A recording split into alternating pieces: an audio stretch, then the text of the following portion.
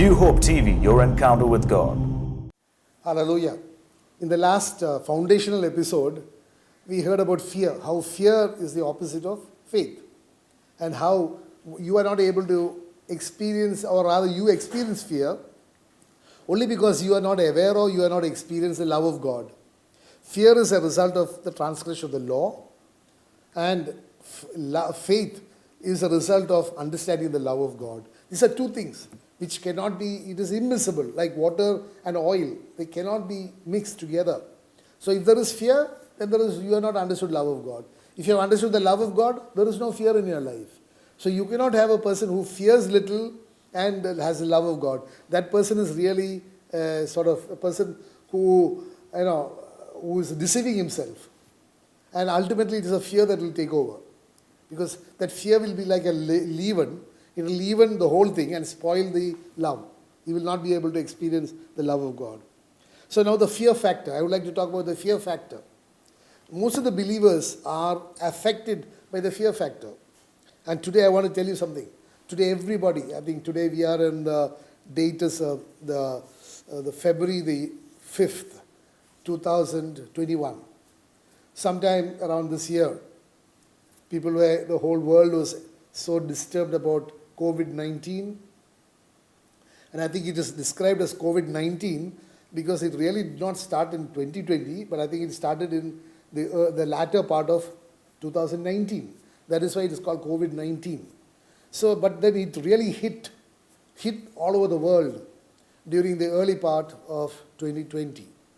And we are now in the early part of 2021. Almost a year has passed.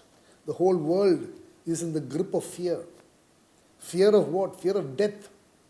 Today you find many people, so many countries have been brought to their knees. Big global atomic powers. People who thought that they were able to rule not only this world, they are able to rule the whole universe. Go to different planets, conquer them, make them their habitation. All these powers. They thought they are the supreme beings. They even challenged God. They even got into areas which God specifically commanded them not to get into. Or they did things which God specifically commanded them not to do. They violated every spiritual law of God. They were proud in their hearts. Are you with me? Because of their mental and intellectual achievements. Because of that, God did not have a place in their thoughts. The word says very clearly in the book of Psalm 10 verse 4, God was in none of their thoughts. They were the wicked people, the ungodly people. And one small virus. I'm not going into the political aspect of it, where it came from, why it came. But we all know that it is a virus and it is very small. It cannot be even seen by the human eye.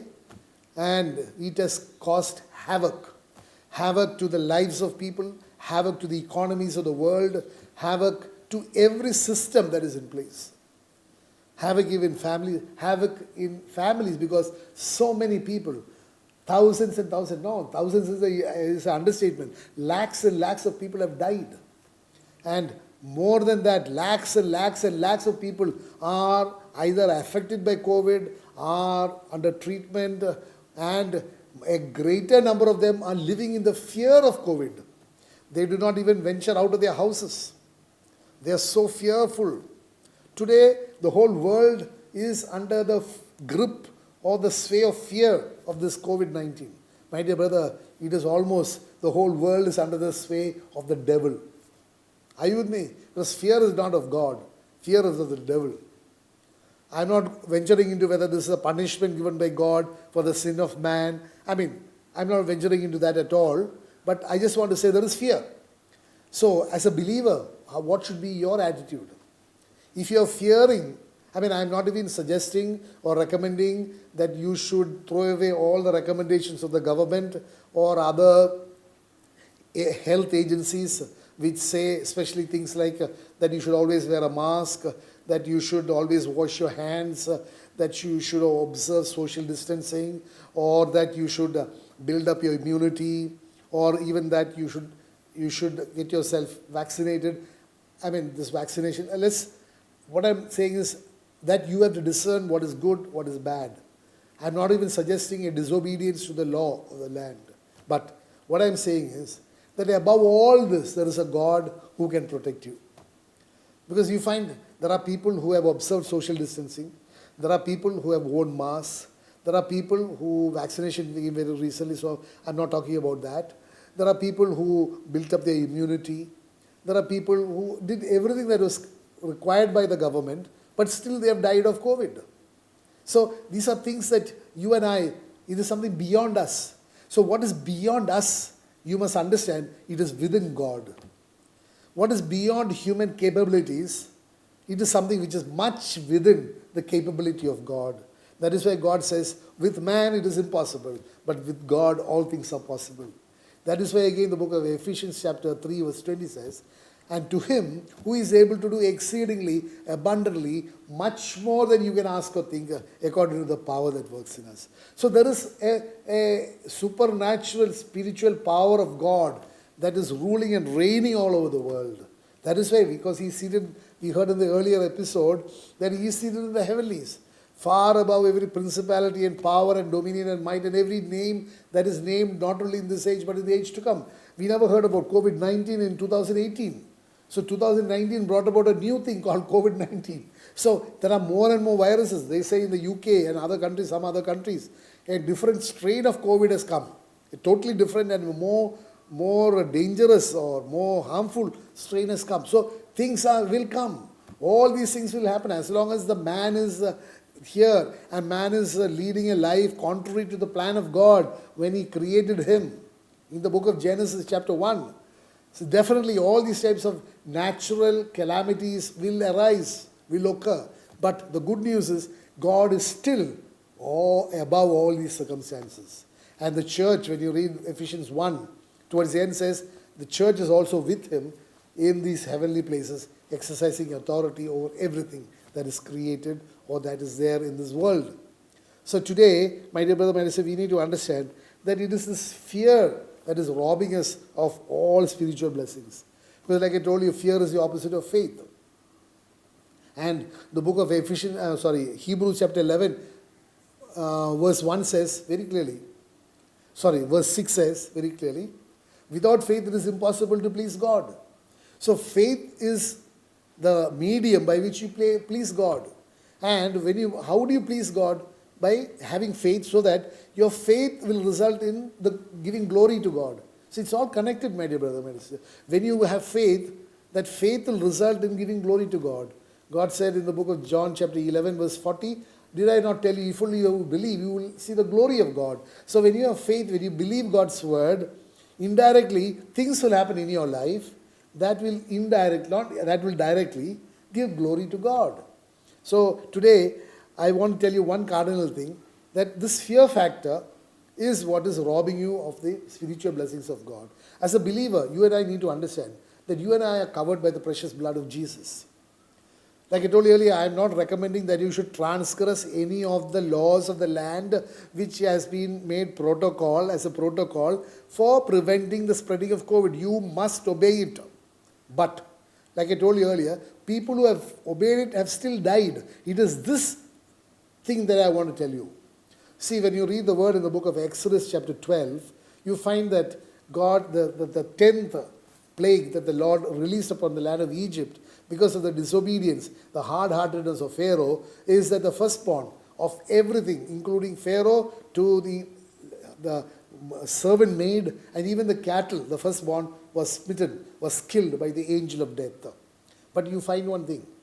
God said, you shall kill a lamb and then sprinkle the blood on the doorposts and the lintels of your houses.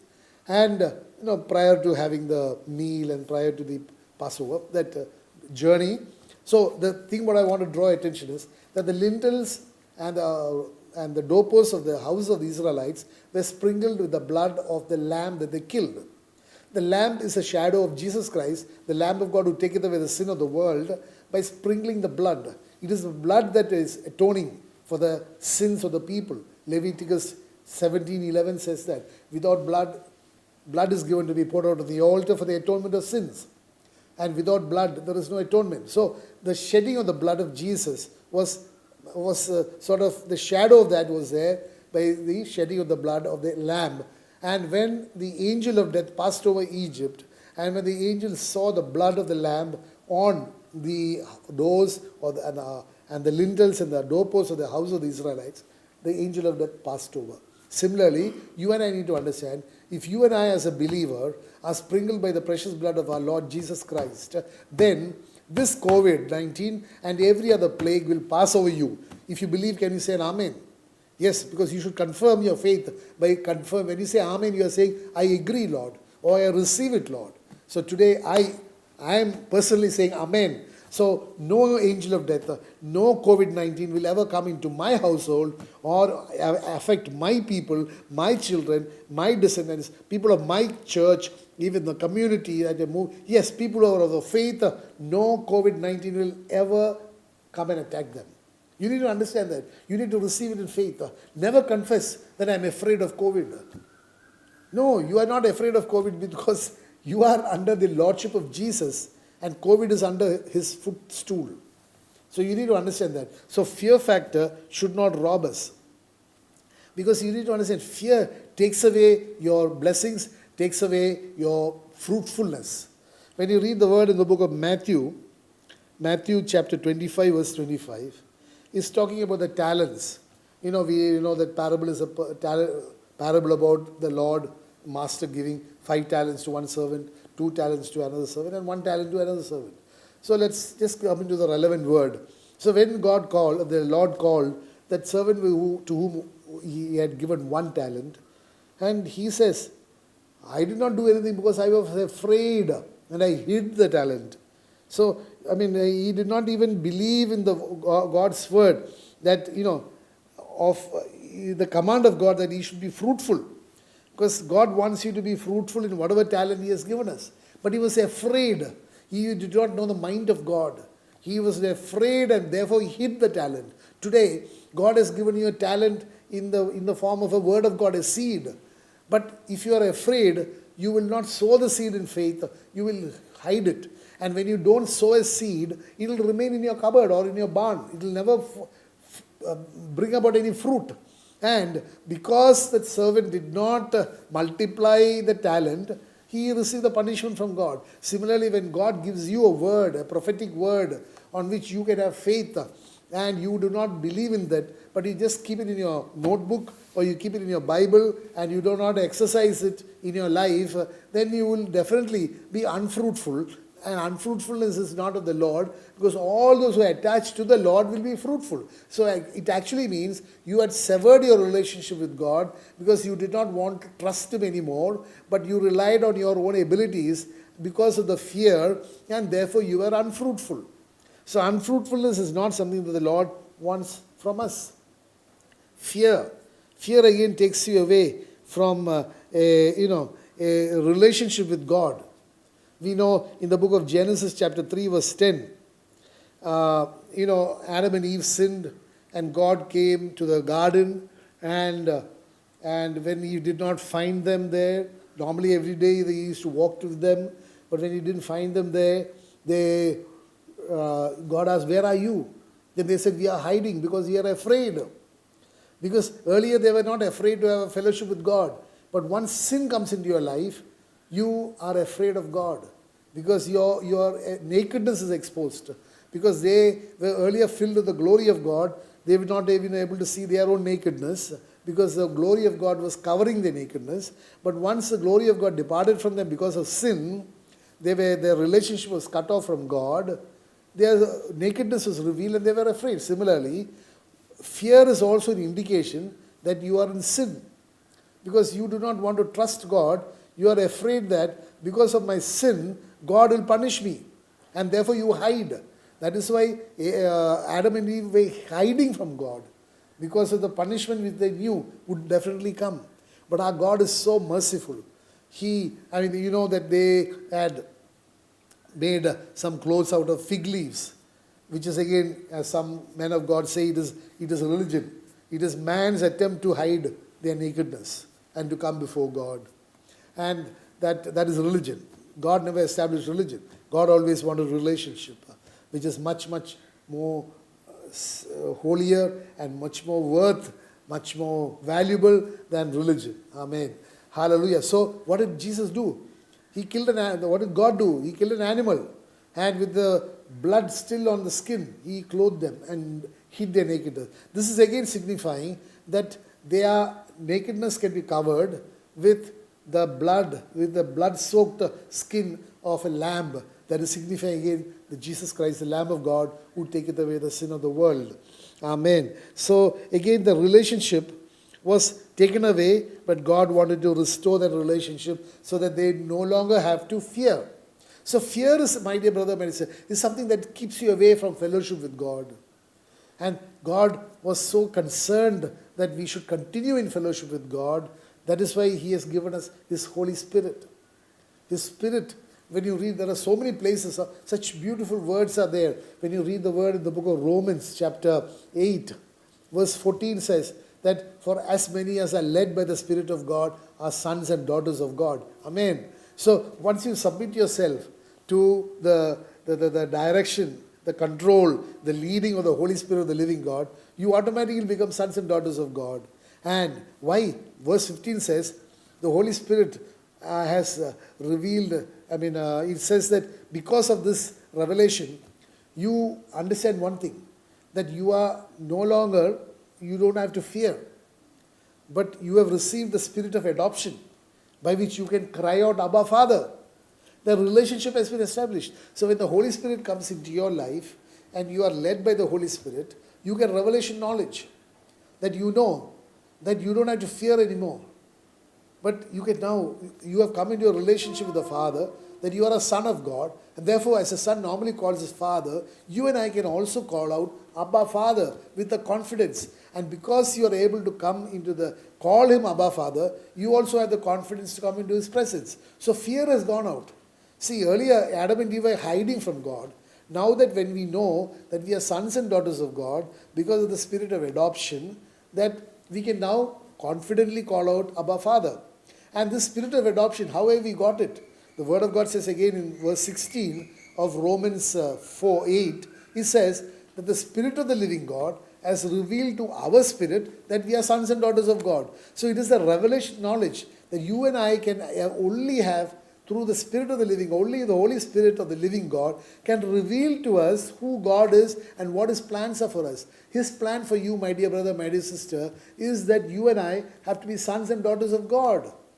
That is why we know very clearly, hallelujah, in the book of Jeremiah chapter 29 verse 11, God's word says that I have plans and thoughts for you. Plans and thoughts not for your destruction, but for your prosperity.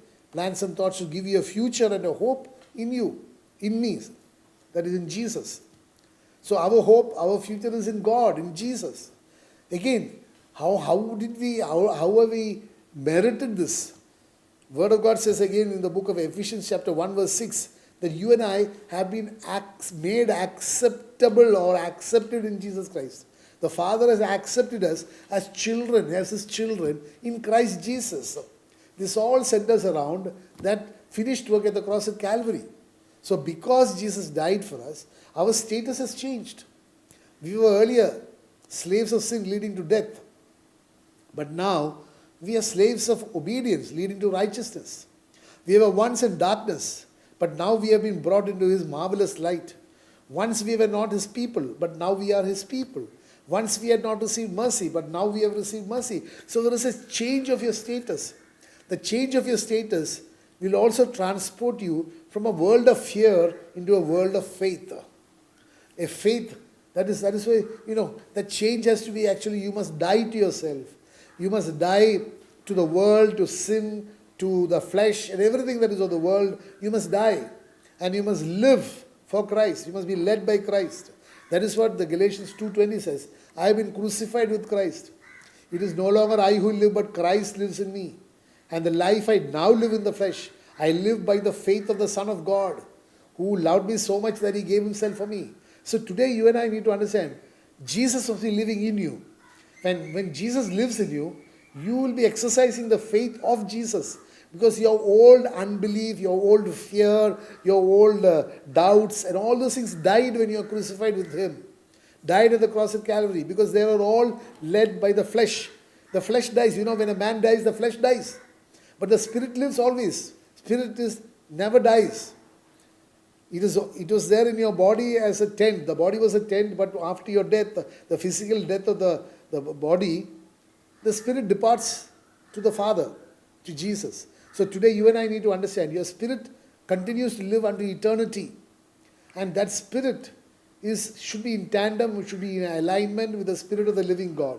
Only then we will be able, that your spirit will be able to get revelation knowledge. That is why Romans 8:16 says, the Spirit of the living God has revealed to my spirit that we are sons and daughters of God. And it is that faith that brings about fruitfulness. When you read the word in the book of Hebrews, chapter 4, verse 3, I'll read it out to you because everybody, like you are hearing the word of God right now, but something can happen. Or rather, if something does not happen, then what you hear will be of no use to you. The word of God in the book of Hebrews chapter 4, verse 2 says, for indeed the gospel was preached to us as well as to them, but the word which they heard did not profit them, not being mixed with faith in those who heard it. So if you do not mix the words that you are hearing right now in faith, if you do not do that, these words will be just words which you will forget the minute you off the TV or your mobile or whatever it is. You will forget it. But if it is received in faith, it will be this seed which they talk of in the book of Matthew chapter 13, the seed that fell on good ground. And then it yielded a harvest of 30, 60 and 100-fold. But otherwise, it will be like the seed which fell on the wayside, on rocks, on thorns.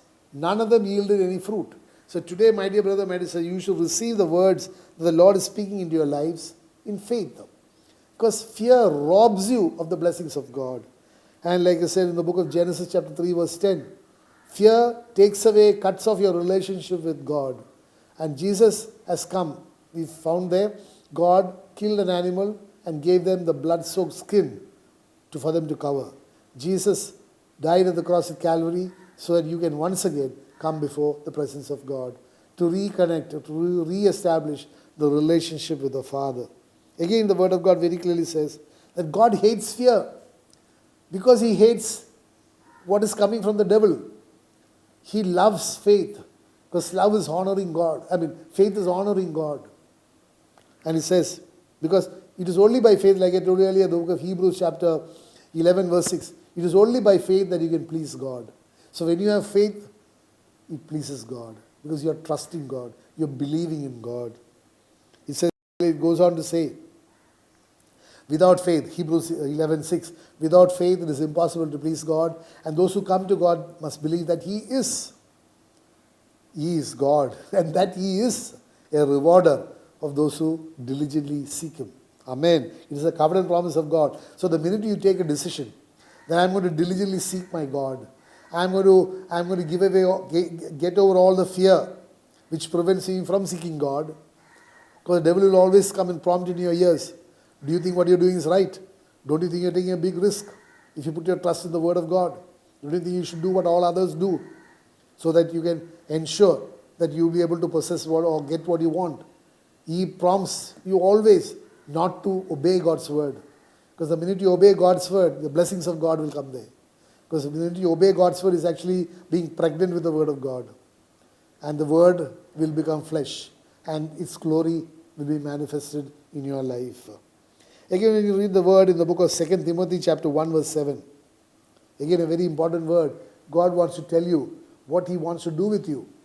Earlier we heard in the book of Romans chapter 8 verse 15 that God has not given us a spirit of fear, but He has given us a spirit of adoption by which we cry out, Abba, Father. Again, 2 Timothy chapter 1 verse 7 says, God has not given you a spirit of fear. So these words come on, repeatedly says, the spirit of fear robs you of your blessings. Are you with me? Blessings of being a son of God. Blessings of being empowered by God. So here it talks of the empowerment that you get. Fear robs away your empowerment because fear is the absence of faith. And without faith you cannot please God. And if you do not please God, you cannot be empowered by God. So 2 Timothy chapter 1 verse 7 says, God has not given you a spirit of fear, but of, He has given you a much greater spirit. Hallelujah. He says He's given you a spirit of power, a spirit of love, and of a spirit of a sound mind. It has given you a spirit of power. Hallelujah. Power that God wants you to exercise in your life, to live a victorious Christian life. Today the topic is, hallelujah, Christian authority and victorious living. And you cannot achieve this victorious living or achieve this authority on your own steam. It has to be by the Spirit of the living God. It has to be by the presence of God. As the word says in the book of Zechariah chapter 4, he is telling Zerubbabel, he's got a great assignment before him, going back to Jerusalem, building the walls and repairing the temple. But there are so many obstructions. These obstructions are referred to as mountains. And God is asking Zerubbabel, oh Zerubbabel, what are these mountains before you? They're nothing. If you read the word of God, I think verse 6 onwards, chapter 4 verse 6 onwards, it says, what are these mountains? They're nothing. I will dash them to pieces and I'll make a plain, a plain out of the mountain. I will fill the ravines and I will make a way. Because it is not by your might, it is not by the people who are with you, but it is by my spirit, says the Lord of hosts. It is not by might, it is not by power. It is by my spirit, says the Lord of hosts. So when the Spirit of the living God is with you, He empowers you. That is why He says, you have received a spirit of, not of fear, but of power. Then of love. Love of God. So we heard earlier from the epistle of John, perfect love casts out all fear. So it is experiencing, not just intellectual knowledge, but experiencing the love of God, which surpasses all human understanding. Ephesians 3 says that the love of God surpasses our human understanding. The length, the width, the height, and the depth of the love of God. But it is that love of God which enables us to do exceedingly abundantly, much more than we can ask or think, according to that power. So the love of God is the power of God that is working in us. And then it says that He has given us sound mind, wisdom. Wisdom to exercise kingdom authority, to exercise power, and to live by the love of God. Because wisdom, the book of Proverbs says, the fear of the Lord is the beginning of wisdom, and the knowledge of the Holy One is understanding. Amen, amen. We'll continue this.